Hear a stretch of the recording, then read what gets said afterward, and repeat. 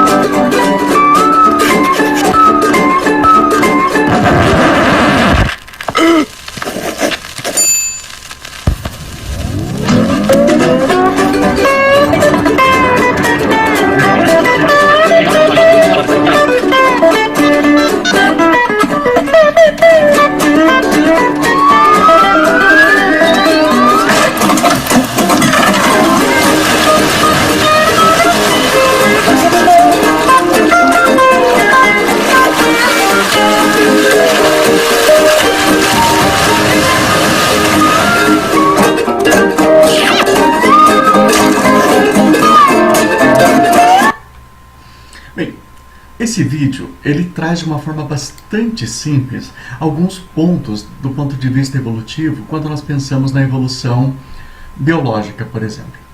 Então, quando eu penso nessa evolução biológica, eu estou dizendo que eu estou vendo o mundo, eu estou entendendo o mundo a partir de teorias evolucionistas vistas, por exemplo, pela biologia.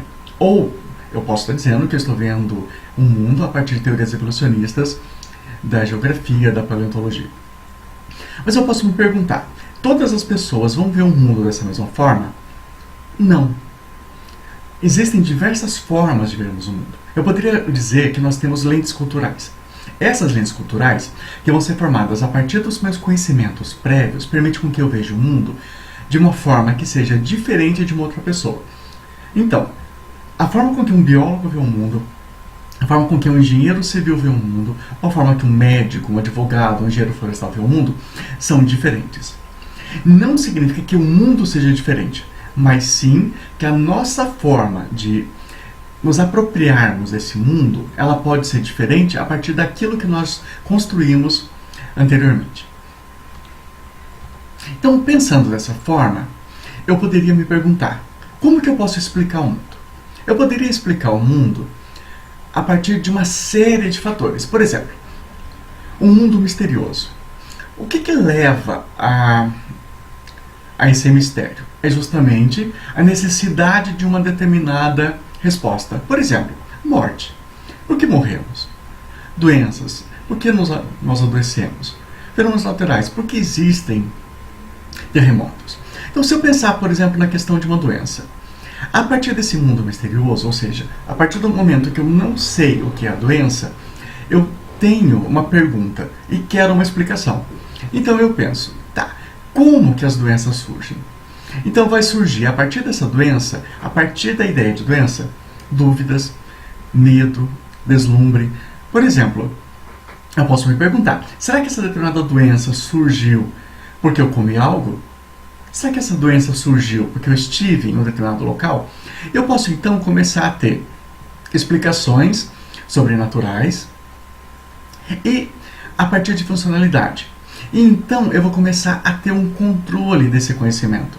Ou seja, esse mundo misterioso, ele passou por uma dúvida, passou por uma explicação e chegou ao controle. Essa explicação foi uma explicação científica? Não. Mas é uma forma de explicarmos o mundo.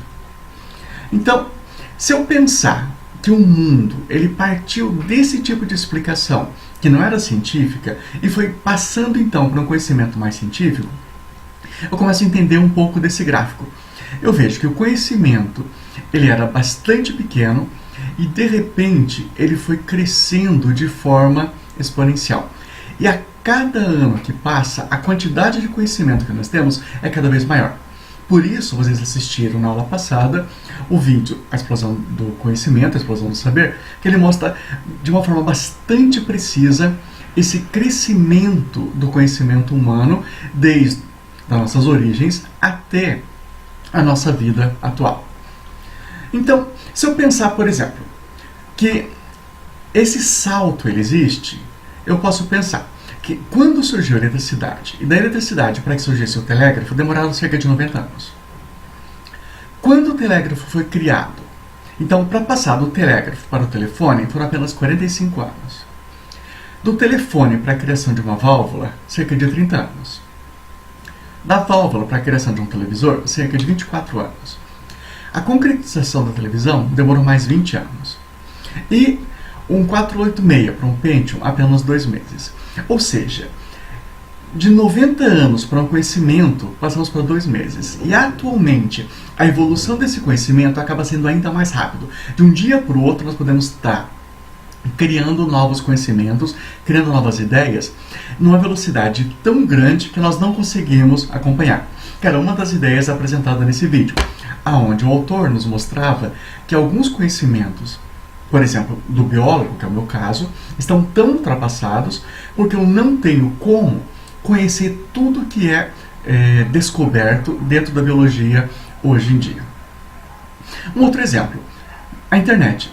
A internet hoje ela tornou as comunicações tão rápidas que eu não consigo mais pensar que correio, fax e telefone não podem, de certa forma, ser substituídos integralmente ou quase integralmente pela internet. Por exemplo, no caso de documento físico, eu ainda preciso, por exemplo, do correio.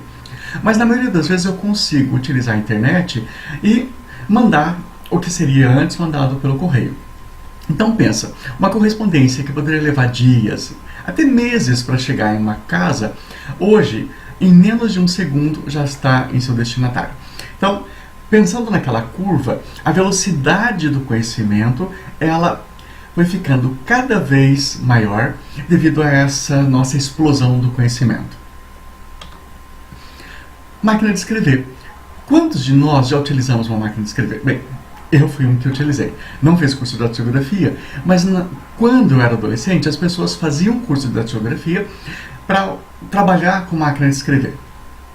Então, hoje, basicamente, nós utilizamos computadores. Os computadores substituem a máquina de escrever e ainda fazem isso de uma forma muito mais eficiente, porque ela permite com que eu corrija meus erros, permite com que eu faça tudo isso de uma velocidade muito mais rápida e permite com que eu armazene meus dados. Então vamos refletir um pouco. Será que a educação, a economia, a política, a administração, a informática, a medicina, a biologia, a comunicação, elas evoluíram da mesma forma? Não. A educação, por exemplo, ela ainda continua, apesar de, por exemplo, nós estamos hoje numa aula via internet, ainda nós temos a figura do professor. Então, a velocidade com que a educação está evoluindo é muito menor do que a velocidade que a informática, a medicina ou a biologia estão evoluindo. Os princípios da educação não têm mudado muito nos últimos anos, da mesma forma que mudam a informática e outras formas de conhecimento. Bem, se existem diversas formas de observar esse mundo, então a partir dessas lentes culturais, eu poderia explicar o mundo a partir da religião, eu poderia explicar o mundo a partir do meu conhecimento empírico, E posso também explicar o mundo a partir da ciência. E como a nossa aula é justamente sobre metodologia científica, vamos falar um pouquinho sobre ciência. Então, etimologicamente, quer dizer, a origem da palavra ciência vem do latim ciência, que significa justamente conhecimento. Então, o termo conhecer, buscando a etimologia dele, já que ciência vem de conhecimento, ele vem de procurar saber. Quer dizer, a ciência ela vem de conhecimento e o conhecimento vem do procurar saber. O que nos indica claramente que a ciência é aquela que busca um determinado saber e busca esse saber a partir de um método que nós vamos chamar de método científico. Então, eu posso dizer que a ciência é uma forma de conhecimento sistemático. E é muito importante essa questão de sistemático, justamente porque nós temos, então, para ciências, essa questão toda de um método que vai validar o meu conhecimento, que é justamente o método científico. Então, eu posso pensar, ciência, ela não é um método, não é um senso comum. Ela é baseada em um método. Ela não é uma ideologia, ela não é uma teologia, não é uma filosofia.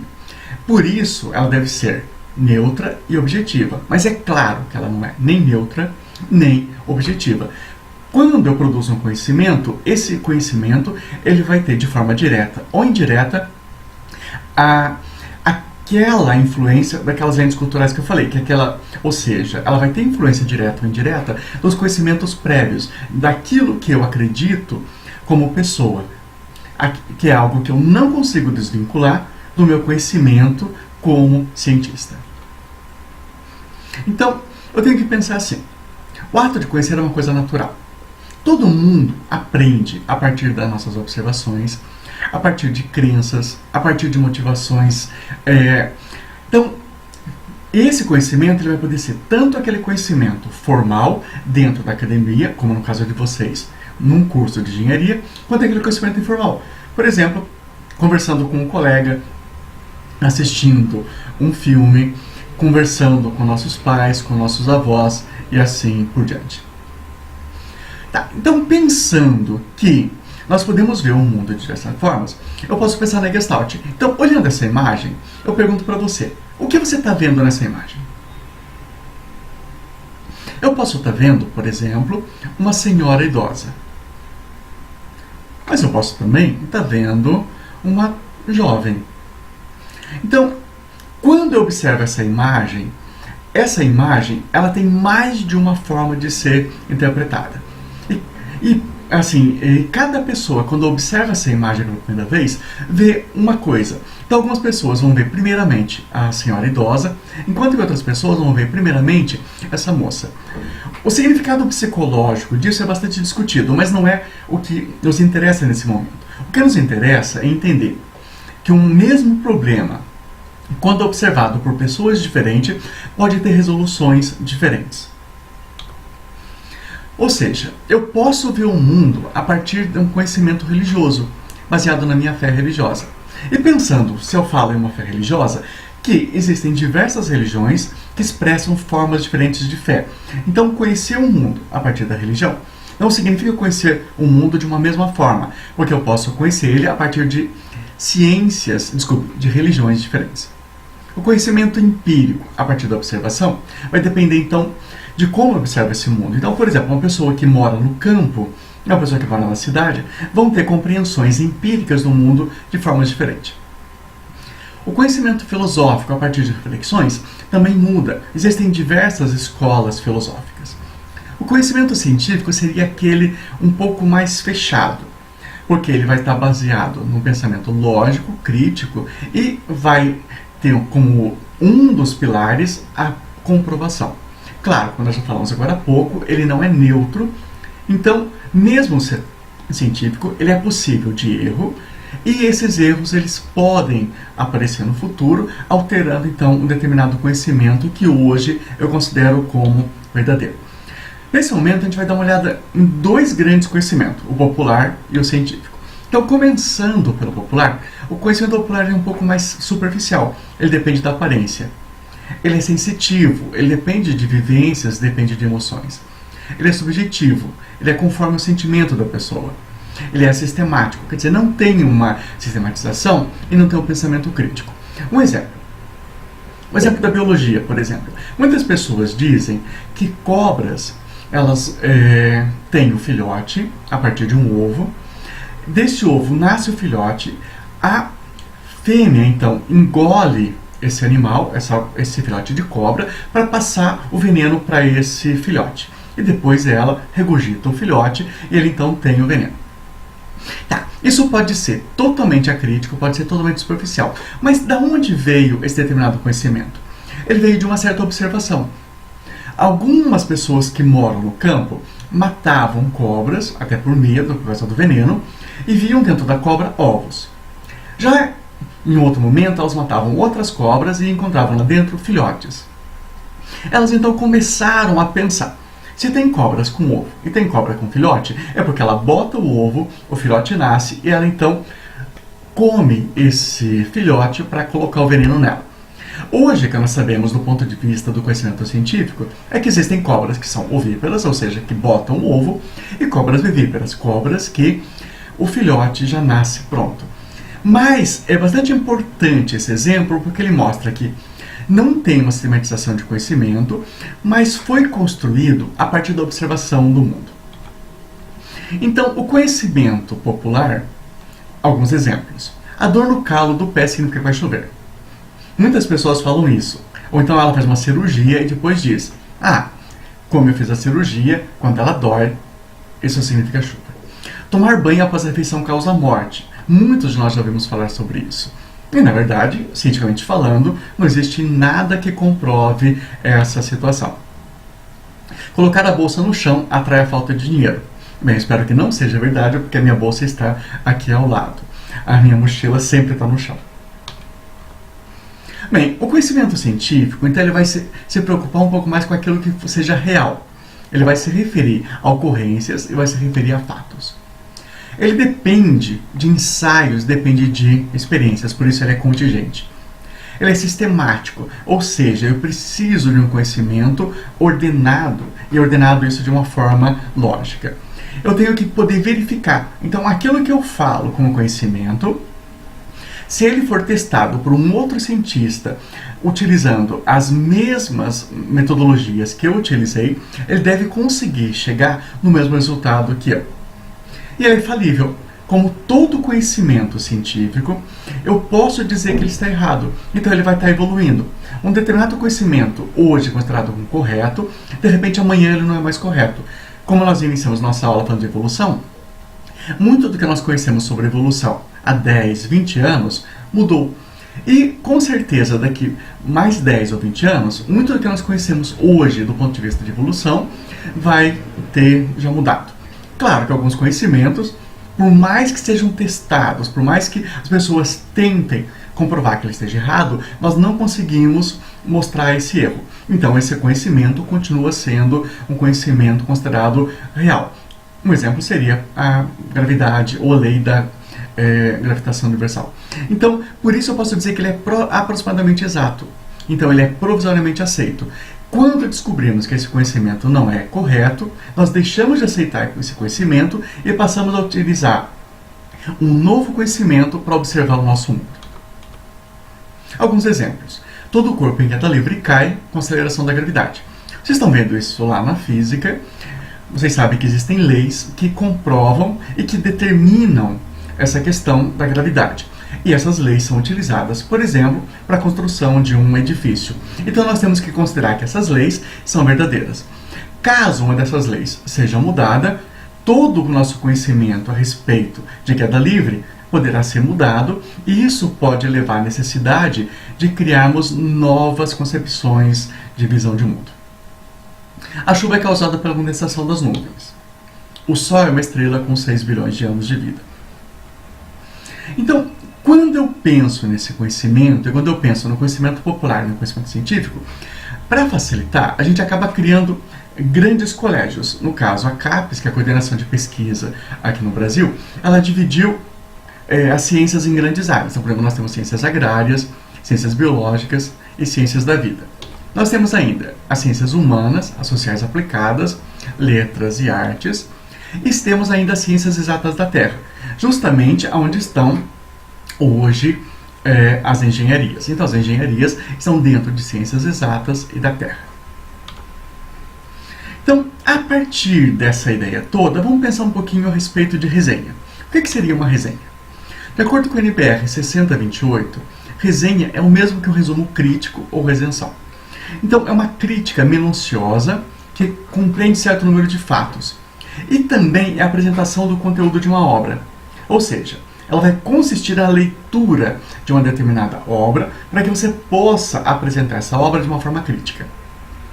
Quando eu falo leitura, não necessariamente a leitura de um texto escrito. A leitura de um vídeo, a leitura de uma música, a leitura de uma obra de arte também consistem em leituras. Então, para que serve uma resenha? Eu vou informar ao leitor de uma maneira objetiva, quer dizer, bastante direta, como que aquele assunto é tratado naquela obra. E vou dizer para esse autor quais contribuições que ele me traz, abordagens novas, conhecimentos novos, teorias novas, ou seja, eu vou apresentar uma síntese das obras fundamentais daquela obra, seja uma síntese de um livro, ou seja, a síntese de um vídeo. Então, como é que eu vou fazer?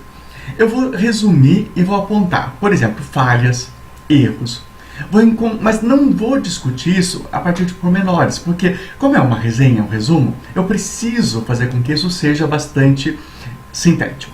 Claro, eu não vou tecer juízos de valores ou deturpar o pensamento do autor. Se ele errou, eu vou apontar o erro, não colocando o autor, menosprezando o autor, mas mostrando que houveram erros. Se não existem erros, mas existem questões bastante positivas no trabalho, então eu apresento essas questões positivas. O que aquele livro, o que aquele vídeo, o que aquela obra me trouxe de interessante. Então, quando eu vou fazer uma resenha, eu tenho que pensar no seguinte: eu preciso fazer pelo menos 2 leituras da minha obra. Se for o vídeo, eu tenho que assistir esse vídeo pelo menos 2 vezes. Eu não começo já lendo ou assistindo um vídeo, um filme uma única vez e já montando o meu texto.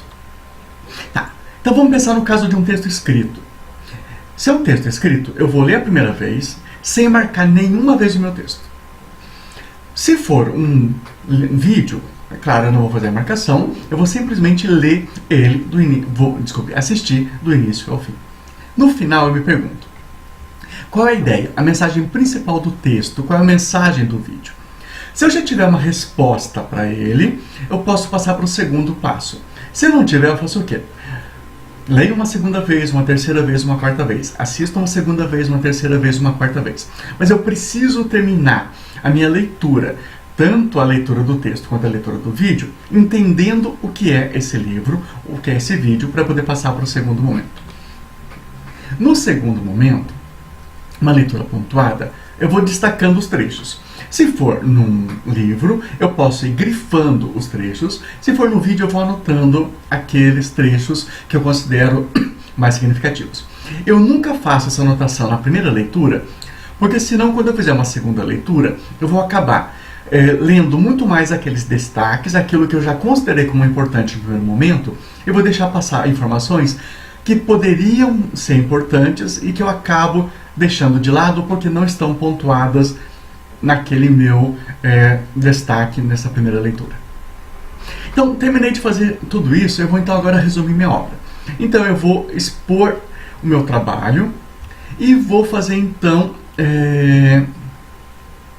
um resumo dele e vou pôr ainda aquilo que eu concluí a partir da minha leitura. Então, o que eu aprendi efetivamente com aquela determinada leitura? Eu posso responder perguntas como: a linguagem do autor é simples, é clara, é complexa, é rebuscada? Eu posso responder perguntas como: as ideias são originais, claras, coerentes? O autor é realista ou ele é idealista? Qual a importância desse livro? Qual a importância desse vídeo? Que contribuição ele traz para o seu campo de estudo? A obra aprofunda os assuntos estudados? Será que só aquela obra é suficiente para que eu entenda? Será que eu preciso falar para que a pessoa que está lendo a minha resenha procure outras obras também? Então são perguntas que eu preciso fazer no momento que eu estou escrevendo o meu texto. Então vamos dar uma olhadinha lá na nossa resenha do vídeo, que foi proposta nas nossas aulas anteriores.